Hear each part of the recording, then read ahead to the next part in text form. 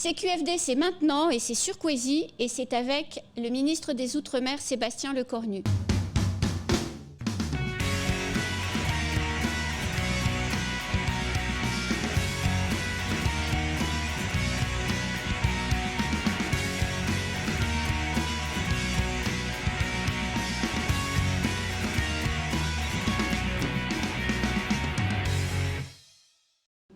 Monsieur le ministre, bonjour.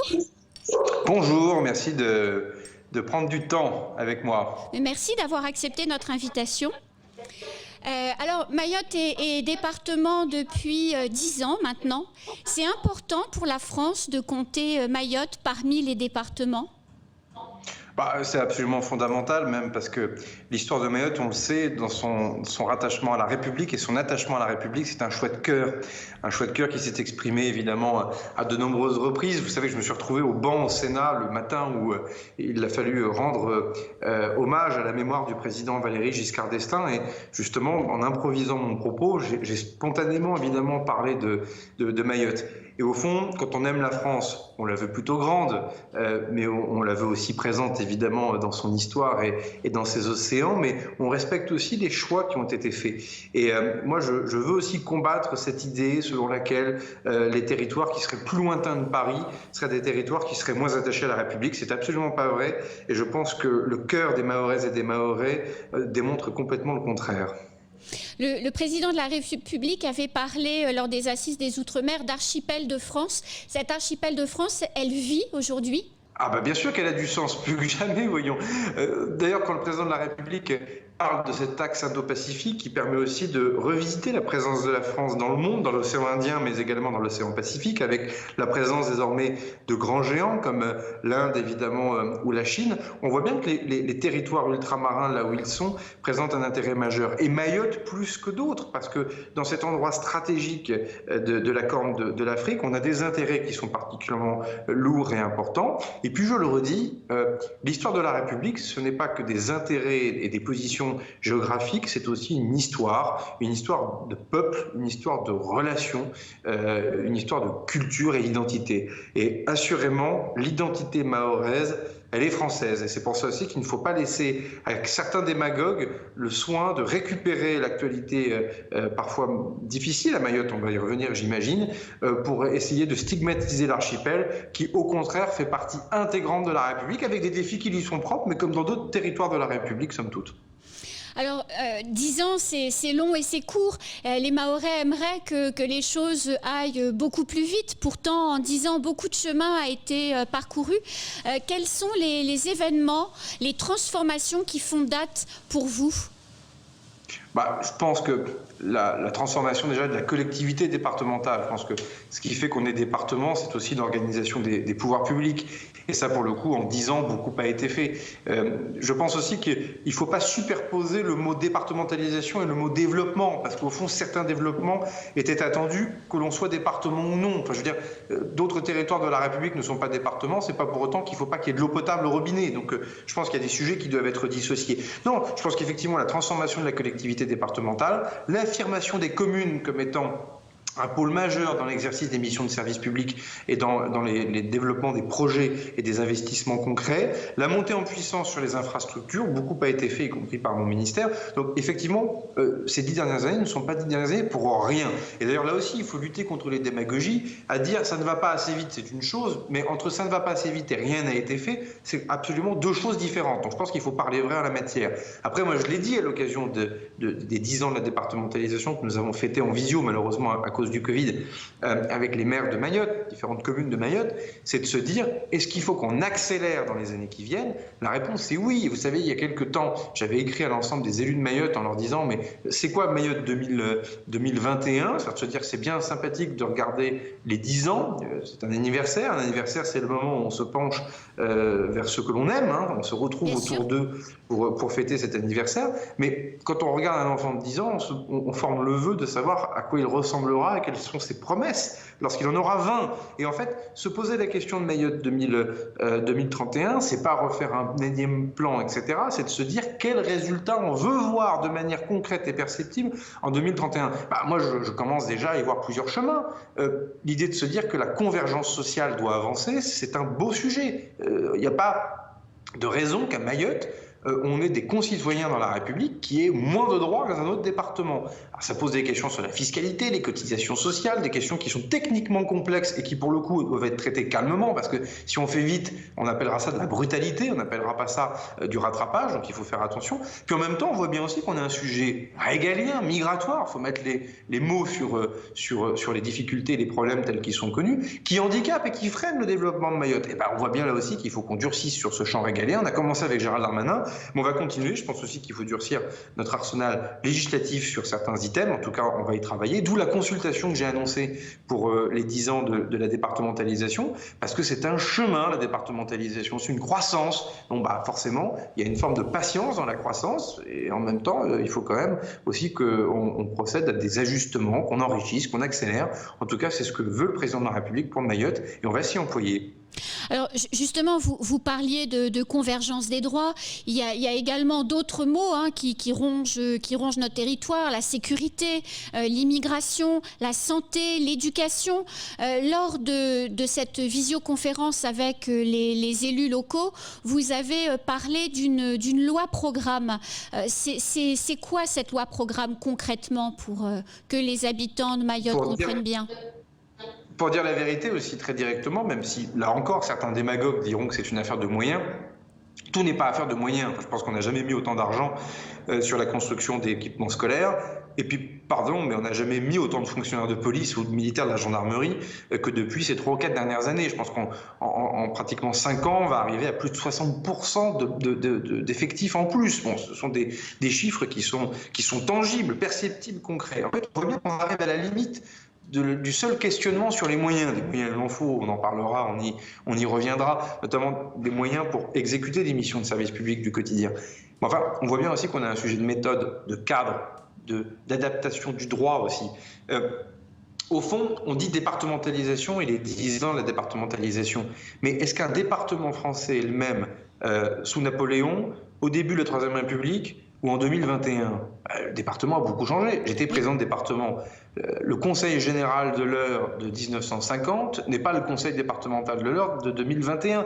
Et au moment où, d'ailleurs, dans la République, on cherche à travailler sur des différenciations, parce qu'un département à la montagne, c'est pas un département au littoral, ça serait curieux qu'il n'y ait qu'à Mayotte qu'on n'ait pas cette réflexion sur la différenciation.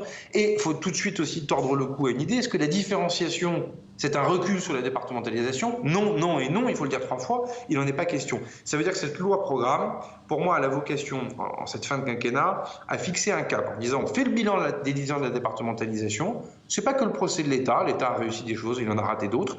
Les collectivités territoriales ont réussi des choses, ils en ont raté d'autres. Parfois, des acteurs économiques et sociaux aussi n'ont pas forcément pris toute la mesure des outils qui avaient été mis sur la table. C'est la vie, ça fait partie d'une croissance. Il faut tirer ce bilan-là et se dire de quoi il nous manque, au fond, pour les 10 prochaines années. C'est vrai sur la convergence, je l'ai dit. C'est vrai également pour l'adaptation du droit de l'environnement. On voit bien que là, on a un moment compliqué. Personne ne veut abîmer le cadre naturel de l'archipel. C'est bien naturel et, si j'ose dire, et légitime.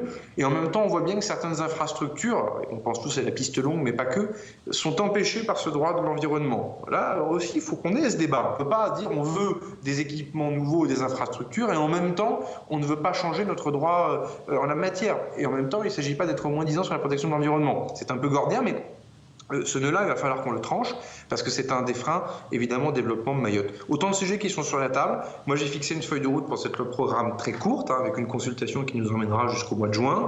L'idée étant d'avoir un brouillon, en quelque sorte, de cette loi programme qu'on partagera, parce que je crois beaucoup à la co-construction avec les acteurs du territoire. C'est quand même plutôt à Mayotte d'impulser et de donner le contenu de ce projet de loi ici à Paris, plutôt qu'à Paris d'expliquer ce qu'il faut faire à Mayotte. Et chemin faisant, d'avoir une loi qu'on pourrait présenter au Conseil des ministres rapidement, parce que je pense que le moment est venu et les esprits sont clairs, notamment après les épisodes de confinement durs que vous avez vécu sur place liés au Covid. Le moment est venu de refixer aussi une ligne qui permettra de créer de la confiance et de l'espoir, parce qu'il y a une communication qui est parfois trop négative autour de l'actualité de Mayotte. On ne peut pas attirer des investisseurs, on ne peut pas donner aussi une promesse pour l'avenir et pour la jeunesse si à un moment donné on ne fixe pas un cadre qui permet de donner des perspectives. Alors, vous avez parlé d'environnement, vous avez parlé de convergence des droits, mais il y a aussi la question de l'immigration, des migrations et de l'augmentation de la population. Un habitant sur deux est étranger à Mayotte. Est-ce que dans ce que l'on met sur la table, il est possible d'envisager de revoir, d'adapter le code de l'immigration à Mayotte ? Moi, j'ai pas de tabou. J'ai pas de tabou tant qu'il n'y a pas de démagogie. Je suis quand même frappé de voir que certains responsables politiques s'occupent beaucoup de ce sujet par tweet, en disant il faut durcir quand le serpent de mer du droit du sang ne refait pas surface. Donc ça reste un prétexte davantage pour parler d'ailleurs aux électeurs de l'Hexagone que pour parler aux Mahoraises et aux Mahorais. Puis après, le sujet n'est jamais traité. On sait que ce sujet est techniquement complexe et qu'il ne s'agit pas de faire n'importe quoi. Si Mayotte veut être un département français, il ne s'agit pas non plus de malmener notre état de droit à Mayotte. Personne ne le comprendrait. Est-ce qu'il s'agit d'être naïf, angélique, faible? La réponse est non. Et moi, je pense qu'on peut durcir un certain nombre d'outils. Il faut que la concertation, je ne veux pas m'avancer plus maintenant, mais le donne. On voit bien parfois les forces de l'ordre font le maximum, mais parfois il leur manque un certain nombre de moyens. Il y a aussi un cadre de relation à avoir avec notre voisin. Les Comores aussi doivent évidemment jouer le jeu dans cette coopération-là. Des initiatives diplomatiques doivent être aussi conduites et nous y veillerons dans les mois qui viendront. Il faut un tout cohérent et évidemment le régalien, la réponse ferme sur les questions migratoires et donc aussi de par là même parfois sur la violence que l'on peut rencontrer à cette occasion doivent être traitées parce que tout l'argent du monde, toutes les lois du monde pour permettre le développement de Mayotte ne seront pas efficaces si on a toujours des phénomènes migratoires qui viennent malheureusement empêcher un développement serein, calme de l'archipel. On peut espérer que cette loi soit votée avant la fin du quinquennat ? Comme vous le savez, ce n'est pas tellement le gouvernement seul qui décide, puisqu'il y a deux chambres, l'Assemblée nationale et le Sénat. Donc en fait, il y a une première étape, c'est avoir un projet de loi et de l'envoyer au Conseil d'État. Il y a une deuxième étape, c'est de le présenter au Conseil des ministres. Il y a une troisième étape, c'est qu'il passe devant l'une des deux chambres, puis ensuite dans l'autre chambre, et puis soit elles sont d'accord, et auquel cas ça peut aller un peu plus vite, soit elles ne sont pas d'accord, il faut procéder à une deuxième lecture. Donc moi, je ne veux pas mentir, on est dans un moment en fin de quinquennat, en plus le Covid est passé par là, on sait tous, y compris dans l'Hexagone. En ce moment, vous avez des taux d'incidence qui sont assez faibles, c'est pas du tout le cas en Île-de-France, donc tout ça est un peu ralenti. C'est peut-être compliqué, me semble-t-il, d'avoir une loi complètement votée, promulguée avant la fin du quinquennat. J'y crois pas trop, je pense qu'il faut être transparent. En revanche, que tout le processus que je vous ai décrit soit largement entamé pour qu'il y ait quelque chose qui fonctionne et qui commence à fonctionner, ça, je pense que c'est possible si on tient les calendriers. Alors, à ceux qui verraient dans l'annonce de cette loi une visée électoraliste pour attirer les voix des Mahorais vers le candidat Macron, vous avez envie de dire quoi, Monsieur le Ministre ? C'est les mêmes qui nous critiquent parce qu'on fait rien. C'est parfois les mêmes qui d'ailleurs ont raté un certain nombre de projets dont ils avaient la compétence dans le passé. Moi, j'aime bien quand on fait des procès d'intention, mais les gens qui râlent tout le temps et qui ne portent jamais aucune idée, très franchement, on n'en a pas besoin. Et moi, ce que je veux, c'est des solutions. Donc, moi, je suis ministre des Outre-mer depuis 9 mois. Je suis largement entravé par le Covid. J'ai pas pu me rendre à Mayotte, comme vous le savez, à cause du Covid. Heureusement, j'ai été à Mayotte avant d'être ministre, donc je connais bien évidemment l'archipel. Dès que des acteurs de Mayotte passent par Paris, je les reçois et je travaille avec eux. Donc, en 9 mois, si vous voulez, une crise Covid à gérer, la problématique de l'eau en Guadeloupe, un dossier bien connu en Nouvelle-Calédonie qui n'est pas évident sur le terrain institutionnel, plus évidemment des confinements successifs dans certains territoires dont Mayotte, avec déjà cette méthode. En 9 mois, j'aurais aimé que certains avant en fassent autant. Je ne le dis pas pour vendre du lait cornu. Le moment du bilan pour moi sera venu en fin de quinquennat. Ce que je veux dire par là, c'est que je suis un élu local avant tout. J'étais maire, j'étais président de département. J'essaie d'être pragmatique dans la manière d'aborder ce dossier. Après, vous aurez toujours des gens qui font de la politique pour de la politique, mais ils se débrouilleront avec leurs électeurs. Seul le résultat compte. Monsieur le ministre, c'est la fin de cet entretien déjà. Je vous remercie beaucoup d'avoir accepté notre invitation et d'avoir répondu à nos questions. On se retrouve très vite sur les plateaux et les antennes de Kwesi. Avec plaisir, et en fonction du Covid, j'essaierai de venir au milieu de l'année 2021, c'est-à-dire en clair autour de l'été. Voilà. Très bien, à très bientôt. Merci beaucoup. À bientôt sur Kwesi pour un prochain entretien. Bonne fin de journée.